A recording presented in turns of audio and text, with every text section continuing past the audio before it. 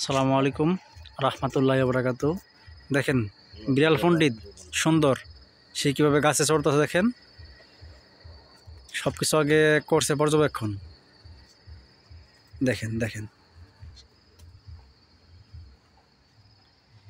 বিড়াল খুব শৌখিন প্রাণী, যেটা হচ্ছে আপনার নোংরামি খাবার খায়ও না, সব কিছু জায়গায় যায়ও না। ইজার একটা বিড়াল তো হচ্ছে এটা খুব গাছ চড়তে পছন্দ করে। তো দেখেন সে প্রস্রাব করতেছে,